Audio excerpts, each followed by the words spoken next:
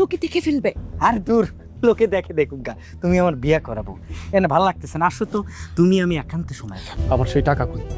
আমার সেই টাকা তুমি এক্ষুনি ফেরত দিবা। এখন ফেরত দেবো মানে? এটা কি মামার বাড়ির আবদার? হ্যাঁ, যে চাইলেন আর আমি টাকা ফেরত দিয়ে দিব? আর 30 লাখ টাকা কি 5 বছরে খুব বেশি টাকা? হ্যাঁ, আমার তো চোখে পড়লো না। আর আমার টাকা আমি কি করছি না করছি সেটা কি আপনারা জানেন না? আপনারা আমি হিসাব দেই নাই? আপনার সংসারে তো খরচ করে আসছি, আমি কি ওই টাকা এই বাড়িতে নিয়ে আসছি? চুপ! আর একটা কথা কইবা না। 5 বছরে 30 লাখ টাকা খরচ হয়ে যায়, তাই না? গত 5 বছরে তুমি আমি বিদেশ থাকাকালীন আমার বাড়ির গাছ বিক্রি করছো, আমার জমি। আপনার পোলার খরচ, আপনার বইনের খরচ, এই সব কিছু খরচ করার পরবর্তীতে টাকা কয় টাকা থাকে? হ্যাঁ, আমার কাছে কোনো টাকা নেই।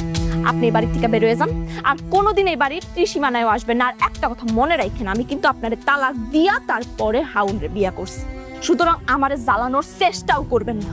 না, আমার বাচ্চারা তোমার ছাড়া ঘুমায় না, তোমার ছাড়া খায় না, গোসল করে না। কাজটা তুমি একদমই ঠিক করো নাই। আর শোনো,